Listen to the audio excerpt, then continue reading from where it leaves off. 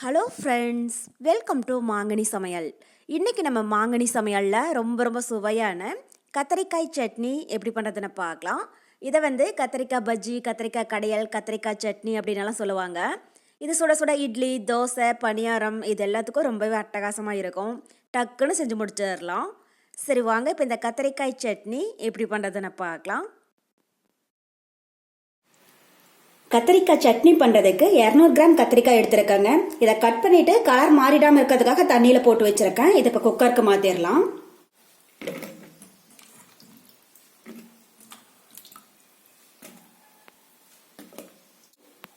கத்திரிக்காவை ரொம்பவே பொடியாக கட் பண்ண வேண்டியது கிடையாதுங்க. கொஞ்சம் பெரிய சைஸாகவே கட் பண்ணிக்கோங்க. இதை நம்ம வேக வச்சுட்டு கடைஞ்சி எடுக்கிறது தான். இப்போ இது கூட ஒரு பெரிய வெங்காயம் கட் பண்ணி வச்சுருக்கேன். அதை உள்ள சேர்த்துடலாம். கூடவே நல்ல பழமா பெரிய சைஸ்ல 2 தக்காளி கட் பண்ணி வச்சிருக்கேன். அதை உள்ள சேர்த்துடலாம். நான் பெரிய சைஸ்ல 2 தக்காளி எடுத்திருக்கேங்க. சின்னதா இருந்துச்சுன்னா 3 அளவுக்கு சேர்த்துக்கோங்க. அப்புறம் காரத்துக்கு 3 பச்சை மிளகாய். நான் 3 பச்சை மிளகாய் எடுத்திருக்கேன். நீங்க உங்க காரத்துக்கு தகுந்த அளவுக்கு சேர்த்துடுங்க.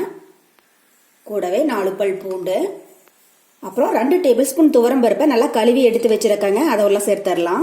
நம்ம துவரம்பருப்பு சேர்த்து செய்யும் போது கத்திரிக்காய் சட்னி நல்லா திக்கா கிடைக்கும். டேஸ்ட்டும் ரொம்பவே நல்லா இருக்கும். நீங்க விருப்பப்பட்டா துவரம்பருப்பு சேர்த்துக்கோங்க. இல்லைன்னா சின்னதா ஒரு உருளைக்கிழங்கு தோலெல்லாம் நீக்கிட்டு கட் பண்ணி சேர்த்துக்கோங்க. அதுலயும் டேஸ்ட் ரொம்பவே நல்லா இருக்கும். கூடவே ஒரு 1/2 டீஸ்பூன் சீரகம், 1/4 டீஸ்பூன் மஞ்சள் தூள், அப்புறம் ஒரு 1/2 டீஸ்பூன் விளக்கெண்ணெய். விளக்கெண்ணெய் இருந்தால் சேர்த்துக்கோங்க. இல்லைன்னா நீங்கள் ரெகுலராக யூஸ் பண்ணுற சமையல் எண்ணெயை கூட ஒரு 1/2 டீஸ்பூன் சேர்த்திங்கன்னா போதும்.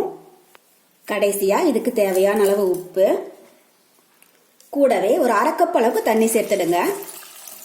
தண்ணி அதிகமாக சேர்க்க வேண்டாங்க. 1/2 கப் அளவுக்கு சேர்த்திங்கன்னா போதும். இதுவே நமக்கு காயெல்லாம் வெந்து வரும்போது அளவு சரியாக இருக்கும். இப்போ ஒரு டைம் லைட்டாக கலந்து விட்டுறலாம். ஒருவேளை தண்ணி கொஞ்சம் அதிகமாக இருந்துச்சுனாலும் ஒன்றும் பிரச்சனை கிடையாதுங்க. நம்ம லாஸ்ட்டில் கடையிறும் போது தண்ணியை வடித்து எடுத்துக்கலாம். பாருங்க, இந்த அளவுக்கு காயெல்லாம் நல்லா மூழ்கிற அளவுக்கு இருந்துச்சுன்னா போதும்.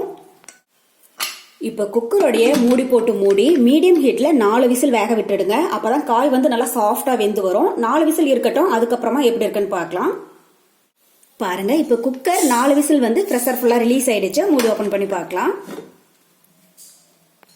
இப்போ கத்தரிக்காய், வெங்காயம், தக்காளி, பருப்பு இதெல்லாமே நல்லா குழஞ்சி வெந்துடுச்சுங்க. 4 விசில் விட்டீங்கன்னா இந்த அளவுக்கு நல்லா சாஃப்டா வெந்து வந்துடும். நம்ம விட்ட தண்ணிக்கும் காய் வேகிறதுக்கும் கரெக்டா போயிடுச்சு. இன்னும் கொஞ்சமா தான் தண்ணி இருக்கு. ஒருவேளை தண்ணி கொஞ்சம் அதிகமா இருந்துச்சுன்னா தண்ணியை தனியா வடிச்சு எடுத்துக்கோங்க. கடைசியா கடைஞ்சிட்டு பத்துலினா கூட கொஞ்சம் சேர்த்துக்கலாம். இப்போ ஒரு மத்து வச்சு அதை நல்லா மசிச்சு விட்டுக்கோங்க. ரொம்பவே நைஸா கடைய வேண்டியது கிடையாதுங்க. கொஞ்சம் கத்திரிக்காய் பருப்பெல்லாம் இருக்கிற மாதிரி கடைஞ்சுக்கோங்க. அப்பதான் டேஸ்ட் ரொம்பவே நல்லா இருக்கும். மத்து இருந்துச்சுன்னா மத்து வச்சு கடைஞ்சிக்கோங்க. இல்லைன்னா மேசர் வச்சு கூட மசிச்சுட்டுக்கலாம். கரண்டியில கூட மசிச்சுக்கலாம். காயெல்லாம் நல்லா வெந்ததுனால நல்லா மசிஞ்சிரும்.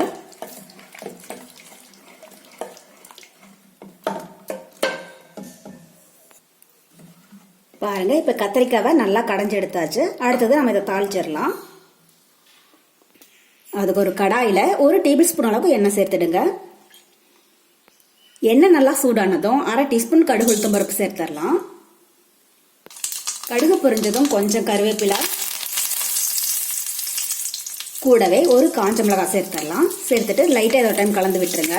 உங்களுக்கு ஒரு வேளை காரம் குறைவா இருந்துச்சுன்னா காஞ்ச மிளகாய் இன்னொன்னு கூட எக்ஸ்ட்ரா சேர்த்துக்கோங்க. இப்போ ஸ்டவ் ஆஃப் பண்ணிட்டு இந்த சட்னியோட சேர்த்துடலாம்.